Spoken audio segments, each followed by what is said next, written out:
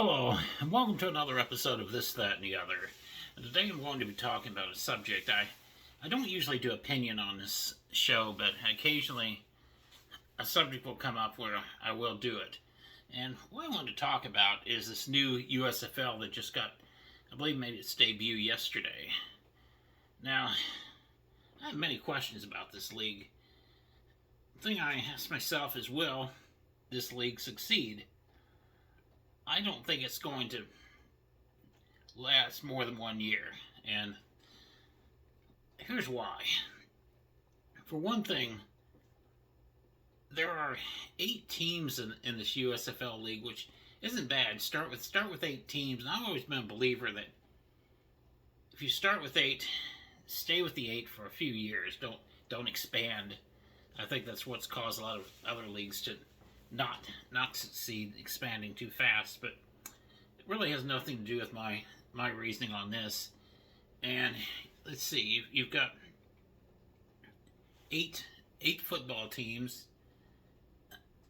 Got Michigan, Houston. I'm trying to think off the top of my head what these teams are. Michigan, Houston, Birmingham. I'm trying to think of the other one, West Tampa Bay. I guess it all would be considered the west side. And then you've got New Orleans, Pittsburgh, Philadelphia, and New Jersey. I believe those are the 8 football teams. Not bad cities, but the problem is all of these games are being played in one city, being played in Birmingham. Now Birmingham does have their football team, but most of the people that would be going to the games would be people that live in Birmingham, people that are closer to the stadium. So let's say you have a game between Michigan Panthers and New Jersey Generals. Let's just say those 2 teams are playing each other in Birmingham. How many fans are going to, what fans they would have in Michigan or New Jersey? How many are going to attend the game? How many people are going to fly from New Jersey or Michigan to see football? It's not the same caliber as the NFL type football, or even drive, which both of these would be long drives. Gosh, I know from Northern Virginia to Huntsville, Alabama is 12 hours. So you're talking about from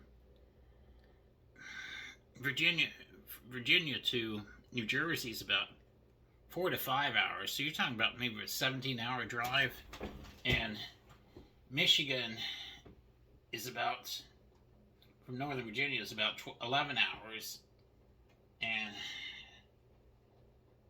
I don't know how many hours it would be to drive from Michigan to Birmingham. I'm sure over 12. Who would do that for that type of football? I really don't know. So I'm just thinking, what if you got a game? Let's say Philadelphia playing Pittsburgh in Birmingham. Who's going to be interested in that contest? Or New Orleans playing Pittsburgh, or just Houston playing Michigan. Who's going to be interested in that kind of a matchup? I don't really know. Excuse me. Who the players are in this league as well. I haven't really been able to get much information on it. I don't know of any real superstar players that are in this league. I remember back in 1980s when that league came out, they did have some superstar players. I remember Chicago Blitz had signed Tim Spencer out of Ohio State, Trumaine Johnson out of Grambling. It was on George Allen's Chicago Blitz. New Jersey Generals had signed Herschel Walker before he graduated college. And That was a major attraction for the USFL. But this league doesn't seem to have the same types of players, that those caliber players that were in the original USFL. And I don't know if these teams have any owners either. I don't know who owns them, or I haven't been able to find information on that. I did go out and buy a Washington Post paper and was expecting to find the sports page layout on the USFL, see box scores of each game. I go through the sports page. Only thing I see on the USFL is just one thing that has the standings and the scores of Saturday's and yesterday's games. That's all. Nothing. I was hoping I could get some information on attendance, how many people attended each of these games. I would really be interested in knowing that information. But let's say especially you get a weekend where it's pouring rain in Birmingham. I mean, how many people are going to go to watch those games? I remember USFL when they had the Birmingham Stallions. There was a game where they played in the pouring rain and they only attracted 5,000 fans for one game. Of course, part of it was the fact that they decided to put it on local TV over there, and that kept people from going to the game, which the owner of the time of the Birmingham Stallions was not happy about that. But also, the uniforms they have are different from what the USFL from the 80s had. I was hoping they would keep those uniforms, keep those logos and everything on the helmets, but the Birmingham Stallions have a horse head and still the whole horse. I like the whole red horse that they had on the helmet before. They're not doing that. They've Philadelphia Stars. The star looks a little different. It's not the same as what it was either. I don't know. Some of you people know this league better than I do. Might be able to give me some insight on it. What you really think, or whether you think this league is going to succeed or not. Because I really don't know much about this league, and I'm not going to be requesting time off from work or anything to watch any of these games. If I happen to be home going through the channels and having to catch part of a game, I might watch it just to see what the quality of football is. I know that XFL, I've never watched a game before, never seen one, but it's mainly because I just don't. I've seen too many leagues try to challenge the NFL, and none of these leagues ever work. The USFL had a good thing going, the one from the 80s, when they came out as a spring league. They had some teams in different cities. All the teams had owners, and they had some decent players to compete with the NFL. Some of those USFL teams probably could have beaten some of the weaker NFL teams in head-to-head competition. As a matter of fact, I remember also was that the Houston Gamblers had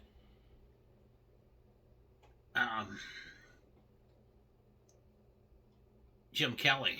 That was a great quarterback. Later coach quarterback the Buffalo Bills, and you had what was another one? Yeah, Birmingham later on had Cliff Stout, who'd been a backup to Terry Bradshaw on the Pittsburgh Steelers, and you have Reeves on Tampa Bay, who'd been with a backup to Ken Anderson on the Cincinnati Bengals.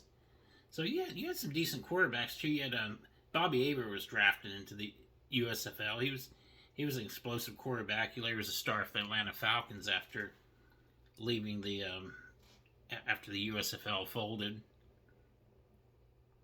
And you had better quality players back then, and I really think this league could have lasted longer, been more successful if they hadn't gone to this idea that they should go to fall play and compete head to head with the NFL. That was a mistake, in my opinion, and they had that lawsuit they won. Were only awarded $1, so you're not going to do much of $1 if you win a lawsuit like that. And the was I trying to think what I'm trying to say on this. I feel some of the owners thought that the NFL would eventually merge with the USFL and NFL, would some of the stronger teams would end up going into the NFL, which wasn't going to happen. Pete Rozelle didn't want anything to do with that, and it didn't happen. But like I said, I don't think this league's going to last more than a year. It may get through the whole year and have it be the champion. I believe this championship's going to be somewhere other than Birmingham, but I don't know about playoff games where they're going to be at, but it's not really getting much coverage or anything, and right now, so I just don't know. I don't see this league succeeding. Like I said, some of you people know this league better than I do might be able to give me some insight as to why you think that the league will be a success compared to the USFL of the 1980s. Whether this league will be more successful or less successful, or about the same, end up in existence for 3 years and fold like the old USFL did. I hope this league, if it wants to succeed, I hope they don't try to go into that idea of fall play again. It's nonsense. It's not going to work. People don't want to watch players that aren't the best play football. I mean, I've seen enough evidence that I've seen they've had the Continental Football League of the 1960s. Before that, they had the AFL. AFL had teams in other cities, so they did merge with the NFL, and so did the All-American Football League in the 1940s. Some of those teams, stronger teams like Cleveland Browns, San Francisco 49ers, merged with the NFL. But you've had, after this Continental Football League, you've had the World Football League, which lasted a couple of years. And there were two different leagues. The first one folded, and then they came up with another version of the WFL, different commissioner, some of the same teams from the old WFL, but that league folded in the middle of the second season. Didn't even finish.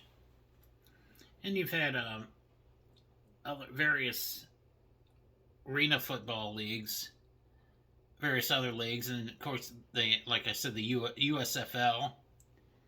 And then you've had the XFL, which only lasted a year, and you had another XFL. Looked like it was off in 2020.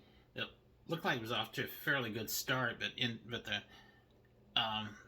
coronavirus put an end to that league, and I've heard that's going to start up next year. I don't know if that's going to happen or not. And there's talk that maybe the XFL and USFL would merge, and I've read stuff too that the USFL plans to eventually have teams in cities, but others play in their actual cities, which would make a whole lot of sense. I mean, I did read that the reason that they're currently playing in the same places to cut costs on traveling, which I get it. I understand that part, but I don't think it's going to develop a market. I don't think people are interested in watching a bunch of teams play in the same city. I mean, I guess maybe they're doing double headers or something. Like might be interesting, but you go to a game, you see your Birmingham team play, especially if it goes into an overtime, and I'm guessing it does. I don't know how it does overtime compared to the NFL. I'm sure there is an extra period if the score is tied at the end of regulation. And then you got a second matchup. Let's say Pittsburgh taking on Michigan. Might be exciting for a while. You start watching the second game, and especially if the game's boring, you're gonna end up even before halftime or a little after halftime leaving because you get so tired of being at that. You've been at that stadium for several hours anyway, and you're just tired. And you want to get out of there. I can see that happening. So, like I said, I don't see this league USFL lasting more than a year. Let me know what you think. Like I said, there are people that know this new league better than I do, and we'll have other other ideas about it. And with that being said, looking for more ideas on what to do shows on. My show is about preserving history. A lot of times, obscure aspects of history. If it's feasible, I will discuss the subject. I'll research it and discuss it. And as always, like, subscribe, share, and thanks for watching.